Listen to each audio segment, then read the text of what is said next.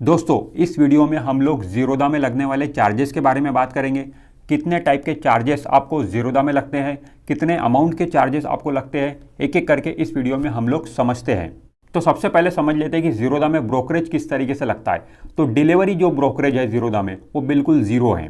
Zero brokerage लगता है आपको डिलीवरी में। अब ये डिलीवरी ट्रेड समझना बहुत ज़रूरी है। डिलीवरी ट्रेड किसे बोला जाता है? मान लो कोई शेयर आज आपने खरीदा और उसे आज सेम डे आपने सेल नहीं किया, उसकी डिलीवरी आपने ले ली, उसको कैरी आपने कर लिया, तो उसे डिलीवरी ट्रेड बोला जाता है और उस पर डिलीवरी वाला ब्रोकरेज लगता है जो कि ज़ीरो है। मतलब डिलीवरी वाले जो भी आप ट्रेड लोगे ज़ीरोधा में, उसमें आपको ज़ीरो ब्रोकरेज लगेगा। फिर कल आपने वो शेयर सेल कर दिया, जो शेयर को आपने कैरी किया वो आपके डीमैट अकाउंट में आएगा। कल आपने उसे सेल किया, परसों सेल किया, एक महीने के बाद, दो साल के बाद सेल किया, तब भी आपको ज़ीरो ब्रोकरेज ही लगेगा, क्योंकि वो डिलीवरी सेल करना उसे बोला जाएगा। तो जब आप बाय करते हो उसे डिलीवरी लेना बोला जाता है, तो उस पर ज़ीरो ब्रोकरेज लगेगा। वही शेयर को आप कल जाके या फिर कभी भी सेल करोगे तो उसे डिलीवरी सेल करना बोला जाता है और उस पर भी आपको ज़ीरो ब्रोकरेज लगेगा। उसके बाद में इंट्राडे में ज़ीरोधा में 20 रुपीज़ पर एग्जीक्यूटेड ऑर्डर का ब्रोकरेज लगता है। अब सबसे पहले हम समझ लेते हैं कि इंट्राडे ट्रेड किसे बोलते हैं। इंट्राडे ट्रेड मतलब सेम डे शेयर को खरीदना और सेम डे ही शेयर को बेच देना। कोई भी पोजीशन आपने कैरी नहीं की, उसे इंट्राडे ट्रेड बोला जाता है। आज ही आपने खरीदा और आज ही आपने उस पर्टिकुलर शेयर को बेच भी दिया। या आप उल्टा भी करते हो। कभी कभी शेयर मार्केट में बहुत लोग क्या है कि उल्टी ट्रेड करते हैं, मतलब उसे पहले क्या बोलेंगे, शॉर्ट करना बोलेंगे। पहले उन्होंने शेयर को सेल कर दिया, फिर बाद में बाय कर लिया। कहने का मतलब ये है कि सेम डे आपने बाय किया, सेम डे आपने सेल किया, कोई भी पोजीशन को आपने कैरी नहीं किया, उसे इंट्राडे ट्रेड बोला जाता है। और उस पर जो ब्रोकरेज लगता है 20 रुपीज़ पर ऑर्डर का ब्रोकरेज लगता है। अब ये 20 रुपीज़ है, मतलब इंट्राडे जब भी आप ट्रेड करोगे तो मिनिमम 40 रुपये तो आपको जरूर लगेंगे, क्योंकि इंट्राडे में दो ट्रेड तो आपके होने ही वाले हैं। बाय करोगे, सेल करोगे, तभी वो इंट्राडे हुआ। तो बाय में 20 रुपीज़, सेल में 20 रुपीज़, इस तरह से 40 रुपीज़ मिनिमम इंट्राडे ट्रेड वाले में आपको लगना ही लगना है। अच्छा, नीचे एक और लाइन लिखी हुई है कि 20 रुपीज़ और 0.03% ब्रोकरेज। अब इसको समझना बहुत ज़रूरी है। देखिए दोस्तों, इंट्राडे में मिनिमम ब्रोकरेज आपको कितना लगने वाला है? 40 रुपये का मिनिमम ब्रोकरेज आपको लगने वाला है। बट पहले तो ये कैलकुलेट किया जाएगा जो भी आपका ट्रांजैक्शन वैल्यू है उस पर 0.03 के हिसाब से कितना ब्रोकरेज आ रहा है। 0.03 के हिसाब से अगर उसमें 40 रुपये से कम का ब्रोकरेज आ रहा है तो फिर आपको कम लगेगा। इसमें बहुत लोगों को कन्फ्यूजन होता है कि 20 रुपीज़ पर ऑर्डर तो ज़ीरोधा बोलता है, बट कई बार क्या होता है कि हम छोटे छोटे ट्रेड लेते हैं तो उसमें 20 रुपीज़ भी हमें नहीं लगता है, बहुत कम ब्रोकरेज लगता है। तो वो कैसा होता है कि ज़ीरोधा सिंपल यहाँ पे बोल रहा है कि 20 रुपीज़ पर एग्जीक्यूटेड ऑर्डर और 0.03%, विच एवर इज़ लोअर, जो भी कम रहेगा वो हम चार्ज करेंगे। अब ये एग्जाम्पल के थ्रू मैं आपको समझाता हूँ। मान लो आपने इंट्राडे ट्रेड में 50,000 रुपये की बाइंग की, 50,000 रुपये की सेलिंग की। टोटल जो आपका ट्रांजैक्शन वैल्यू हुआ वो हो गया 1 लाख रुपये। अब ये 1 लाख रुपये पे 0.03% कैलकुलेट किया जाएगा, जो कि कितना आता है? 30 रुपये आता है। तो आपको उस केस में 30 रुपये ही ब्रोकरेज लगेगा। आप ये मान के चलिए कि मिनिमम अगर 40 रुपये से नीचे ब्रोकरेज आ रहा है, 0.03 हम कैलकुलेट कर रहे हो, 40 रुपये से नीचे आ रहा है तो फिर उतना ही लगेगा जो आ रहा है। तो इस केस में 30 रुपये आ रहा है तो आपको 30 रुपये ही ब्रोकरेज लगेगा। और कैलकुलेट करने पर अगर वो 40 रुपये से ऊपर चला जाता है तो फिर उस केस में 40 ही लगेगा, ऊपर वाला नहीं लगेगा। अभी मान लो इंट्राडे ट्रेड आपने दूसरा लिया जिसमें 1 लाख रुपए की आपने बाइंग की, 1 लाख रुपए की आपने सेलिंग की। ये 2 लाख रुपए का टोटल ट्रांजैक्शन वैल्यू हुआ और 2 लाख रुपए पे अगर हम 0.03% कैलकुलेट करते हैं तो वो आता है 60 रुपीज़, 60 रुपये। अब इस केस में आपको 60 रुपये नहीं लगेगा, आपको 40 ही रुपये लगेगा। तो कहने का मतलब सिंपल है, जो भी आपकी ट्रांजैक्शन वैल्यू है उस पर सबसे पहले 0.03% कैलकुलेट किया जाएगा। वो अगर 40 रुपये से कम आता है तो फिर उतना ही लगेगा जो भी आ रहा है। और अगर वो कैलकुलेट करने के बाद 0.03 कैलकुलेट करने के बाद अगर वो 40 रुपये से ऊपर चला जाता है तो उस केस में 40 ही लगेगा, ऊपर वाला नहीं लगेगा। तो इसका सिंपल ये मीनिंग हुआ। और ये ब्रोकरेज आपको एग्जीक्यूटेड ऑर्डर पर ही लगेगा। जो भी ऑर्डर आपके एग्जीक्यूट हो गए, आपका बाय हो गया, सेल हो गया, तभी आपको ब्रोकरेज लगेगा। कोई आपने ऑर्डर लगाया हो, पेंडिंग है, ठीक है, दिन भर वो ऑर्डर पेंडिंग ही रहा, आपका बाय हुआ ही नहीं या सेल हुआ ही नहीं, तो उस केस में आपको कोई ब्रोकरेज नहीं लगेगा। उसके बाद में फ्री डायरेक्ट म्यूचुअल फंड। जब आप ज़ीरोधा में डीमैट अकाउंट ओपन करते हो तो उसके साथ ही साथ आपको ज़ीरोधा कॉइन का फीचर भी मिलता है। ज़ीरोधा कॉइन के जरिए आप डायरेक्ट म्यूचुअल फंड में ज़ीरोधा के थ्रू निवेश कर सकते हो। जब आप डायरेक्ट म्यूचुअल फंड में निवेश करोगे ज़ीरोधा के थ्रू तो उसमें कोई भी चार्जेस आपको नहीं लगेगा, वो कंप्लीटली फ्री है। और ये डायरेक्ट म्यूचुअल फंड मतलब डायरेक्ट, देखिए म्यूचुअल फंड में दो तरीके के प्लान होते हैं, एक होता है डायरेक्ट प्लान, दूसरा होता है रेगुलर प्लान।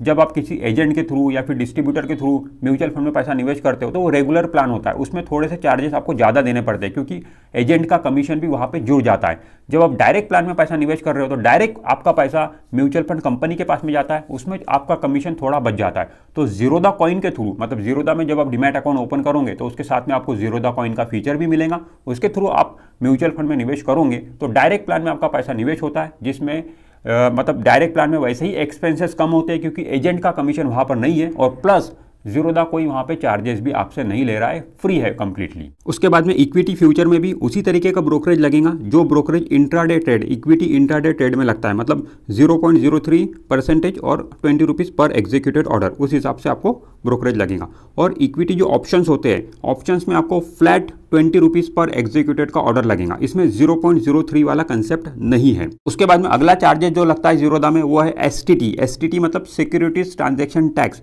ऑब्लिक करके लिखा हुआ है सीटीटी। सीटीटी मतलब कमोडिटीज ट्रांजैक्शन टैक्स। ये सीटीटी कमोडिटीज वाले ट्रेड में लगता है, मतलब आप गोल्ड सिल्वर ये सब बाय सेल कर रहे हो तो वहाँ पे सीटीटी का रोल आता है। बट इक्विटी में आप ट्रेड कर रहे हो तो वहाँ पे लगेगा आपको एसटीटी, मतलब सिक्योरिटीज ट्रांजैक्शन टैक्स। अब ये कितना लगता है? ये लगता है डिलीवरी वाले ट्रेड में 0.1% on buy and sell. Buy और सेल की जो वैल्यू रहेंगी उस पर 0.1% आपको एसटीटी लगेगा डिलीवरी वाले ट्रेड में, और इंट्राडे वाले ट्रेड में 0.025% ऑन सेल साइड ओनली। जो सेल वैल्यू रहेंगी सिर्फ उसी पर 0.025% कैलकुलेट किया जाएगा और उतना आपको एसटीटी लगेगा इंट्राडे वाले ट्रेड में। उसके बाद में इक्विटी फ्यूचर में कितना लगेगा? इक्विटी फ्यूचर में 0.1% on sell side. Sell value जो रहेंगी उस पर 0.01% आपको लगेगा इक्विटी फ्यूचर में। ऑप्शंस की बात करें इक्विटी ऑप्शंस की तो उसमें 0.05% ऑन सेल साइड, और प्रीमियम अमाउंट पे जो भी प्रीमियम अमाउंट रहेगा उस पर कैलकुलेट किया जाएगा 0.5%, और उतना ब्रोकरेज उतना एसटीटी आपको लगेगा इक्विटी ऑप्शंस में। उसके बाद अगला चार्जेस जो लगता, और ये जो एसटीटी है, ये एसटीटी जो है ये सेंट्रल गवर्नमेंट के पास में जाता है, ये सेंट्रल गवर्नमेंट इसे रखती है। उसके बाद में अगला चार्जेस जो आपको लगेगा जीरोधा में वो है ट्रांजैक्शन चार्ज। ट्रांजैक्शन चार्ज, आप मान लो डिलीवरी वाला ट्रेड ले रहे हो, एनएससी से ले रहे हो, एनएससी से ले रहे हो तो 0.00345% लगेगा। बीएससी से ले रहे हो तो 0.00345% वहाँ पर भी आपको लगेगा। आप अगर इंट्राडे ट्रेड कर रहे हो तो उसमें 0.00345%, बीएससी में कर रहे हो तो 0.00345%, इस तरीके से लगेगा। आप फ्यूचर में कर रहे हो और एनएससी, फ्यूचर में सिर्फ एनएससी ही रहेगा तो वहाँ पे 0.002% लगेगा। इक्विटी ऑप्शंस में आप कर रहे हो तो वहाँ पे 0.053% ऑन प्रीमियम, ये प्रीमियम अमाउंट पर कैलकुलेट किया जाएगा। तो इस, और ये टोटल अमाउंट पर कैलकुलेट किया जाएगा ये ट्रांजैक्शन चार्ज। तो जो भी एक्सचेंज से आप ट्रेड कर रहे हो, एनएससी से आप ट्रेड कर रहे हो तो ये पैसा एनएससी को जाएगा, बीएससी से आप ट्रेड कर रहे हो तो ये पैसा बीएससी को जाएगा, इस तरीके से ये कैलकुलेट होगा। उसके बाद में अगला चार्जेज जो है वो है जीएसटी। ये बहुत इंपॉर्टेंट है, इसको थोड़ा अच्छे से समझते हैं। जीएसटी जो लगता है आपको, वो लगता है 18%। कौन सी अमाउंट पे? ब्रोकरेज की अमाउंट पे, और सेबी चार्जेस की अमाउंट पे, और ट्रांजैक्शन चार्जेस की अमाउंट पे। तो ब्रोकरेज हमने देख लिया, सेबी चार्जेस में आपको आगे बताता हूँ, और जो ट्रांजैक्शन चार्ज रहेगा जो भी अभी हमने देखा ट्रांजैक्शन चार्ज, तो इनको ऐड किया जाएगा, मतलब ब्रोकरेज की अमाउंट को, सेबी चार्जेस की अमाउंट को और ट्रांजैक्शन चार्जेस की अमाउंट को, इनको ऐड किया जाएगा और उस अमाउंट पर 18% कैलकुलेट किया जाएगा, और वो आपका जीएसटी उतना आपको देना पड़ेगा। तो इसमें मेजर जो अमाउंट रहता है वो ब्रोकरेज का ही रहता है, सेबी चार्जेस और ट्रांजैक्शन चार्जेस कम रहते हैं। तो यहाँ पे एक बात आपको सिंपल समझ में आ रही, अगर आप ब्रोकर को ब्रोकरेज कम दोगे तो आपको जीएसटी भी कम देना पड़ेगा। ब्रोकरेज ज़्यादा दोगे ब्रोकर को तो जीएसटी भी ज़्यादा देना पड़ेगा। तो 18% ये हर केस में वैसा ही है, ठीक है। आप इंट्राडे में ट्रेड लो या फिर डिलीवरी में ट्रेड लो, फ्यूचर में ट्रेड लो या फिर इक्विटी ऑप्शन में ट्रेड लो, ब्रोकरेज का अमाउंट, सेबी चार्जेस का अमाउंट, ट्रांजैक्शन चार्जेस का अमाउंट, इनको कैलकुलेट किया जाएगा और उस पर 18% आपको जीएसटी पे करना है। और ये जो 18% है इसमें दो टुकड़े होते हैं 9% के। 9% होता है सेंट्रल जीएसटी जो कि सेंट्रल गवर्नमेंट के पास में जाता है, और 9% होता है स्टेट जीएसटी जो कि स्टेट गवर्नमेंट के पास में जाता है। उसके बाद में अगला चार्जेस जो लगता है वो लगता है सेबी चार्जेस। अब ये सेबी चार्जेस जो लगता है वो लगता है 10 रुपये पर करोड़ के पीछे, 1 करोड़ के पीछे 10 रुपये लगेगा प्लस जीएसटी जो कि 18% होता है। इसको अभी मान लो आपने जो ट्रांजेक्शन किया उसका वैल्यू 1 करोड़ रुपये है, तो आपको 10 रुपये देना पड़ेगा सेबी चार्जेस के और प्लस जीएसटी देना पड़ेगा जो कि कितना आएगा, 1 रुपये 18 पैसे आएगा। तो 18% के हिसाब से उतना आपको देना पड़ेगा। अगर मान लो आपका जो ट्रांजेक्शन वैल्यू है वो 10 लाख रुपए का है, तो उस केस में आपको 1 रुपये सेबी चार्जेस देना पड़ेगा और प्लस GST जो कि 18 पैसे आएगा। आपका अगर मान लो ट्रांजेक्शन वैल्यू 50 लाख रुपए का है, तो उस केस में आपको 5 रुपये सेबी चार्जेस देना पड़ेगा। कहने का मतलब है कि 1 करोड़ के पीछे आपको 10 रुपये देना है, तो उसके हिसाब से वो कैलकुलेट होगा जितना भी आपका अमाउंट आएगा। तो ये हर केस में सेम है, इंट्राडे में, डिलीवरी में, फ्यूचर्स में, ऑप्शंस में। और ये पैसा सेबी के पास में जाता है। सेबी चार्जेस नाम ही है इसका, तो ये पैसा सेबी के पास में जाता है। उसके बाद में अगला चार्जेस जो लगता है वो लगता है स्टैम्प चार्जेस, या फिर हम इसको स्टैम्प ड्यूटी भी बोल सकते हैं। ये कितना लगता है? ये लगता है यहाँ पे जो लिखा हुआ है 0.015% और 1500 रुपये पर करोड़ के पीछे ऑन बाय साइड ओनली। जो बाय अमाउंट रहेंगी सिर्फ उसी पर आपको स्टैम्प ड्यूटी देना है। आप ये सिंपल मान के चलिए कि 1 करोड़ रुपए का अगर आपका बाय अमाउंट है तो 1500 रुपये आपको देना पड़ेगा। 50 लाख रुपए का बाय अमाउंट है तो 750 रुपये आपको देना पड़ेगा। इस तरीके से आप देखो तो ज़्यादा आसानी से आप समझ पाओगे। ये सिर्फ बाय अमाउंट पे लगता है डिलीवरी में। और इंट्राडे में 300 रुपये, 1 करोड़ के पीछे 300 रुपये लगेगा इंट्राडे में। इंट्राडे में चार्जेस कम हैं। उसके बाद में फ्यूचर्स में कितना लगता है? फ्यूचर्स में 200 रुपये लगेगा, 1 करोड़ के पीछे 200 रुपये। और ऑप्शंस में 1 करोड़ के पीछे 300 रुपये लगेगा। और ये सारे जो कैलकुलेट होंगे ये सिर्फ बाय अमाउंट पर ही कैलकुलेट होंगे, सेल अमाउंट पर ये कैलकुलेट नहीं होंगे। और ये स्टैम्प ड्यूटी का चार्जेस स्टेट गवर्नमेंट के पास में जाता है। तो दोस्तों अगर आपको मोटा मोटी ध्यान में रखना है कि ज़ीरोधा में कितने चार्जेस लगते हैं, ब्रोकरेज एंड टैक्सेस सारे मिला के कितने चार्जेस, मतलब हमारे जेब से कितना पैसा जाता है चार्जेस के रूप में, ये मोटा मोटी अगर आपको ध्यान में रखना है तो आप मान लो 2 लाख रुपए का ट्रेड लेते हो।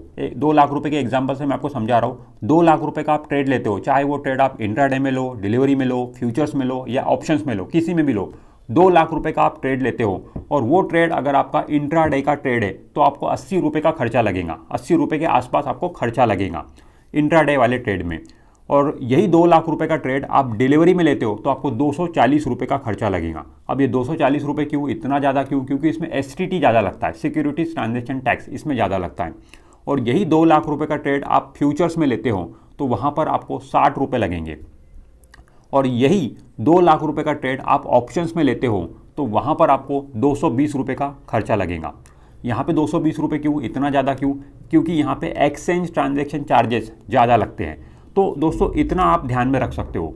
तो दोस्तों जितने भी चार्जेस और टैक्सेस हमने समझे ये आपको तब पे करने हैं जब आप शेयर खरीद रहे हो और बेच रहे हो, तभी आपको ये सारे चार्जेस और टैक्सेस पे करने। इसमें इनकम टैक्स का कोई भी रोल नहीं है। इनकम टैक्स तो अलग है, वो आप शेयर मार्केट से जो पैसा कमाओगे उस पर हर साल आपको इनकम टैक्स पे करना पड़ता है। कितना पे करना पड़ता है, कैसे पे करना पड़ता है, इस पर भी मैं आपको एक वीडियो बना कर दूंगा। बट ये जो चार्जेस और टैक्सेस है ये आपको शेयर की खरीदी और बिक्री पर ही देने पड़ते हैं। इनकम टैक्स का इसमें कोई भी रोल नहीं है। तो दोस्तों मुझे उम्मीद है कि आप ये सारे चार्जेस और टैक्सेस को ठीक से समझ पाए होंगे। This is Imran Sheikh signing of.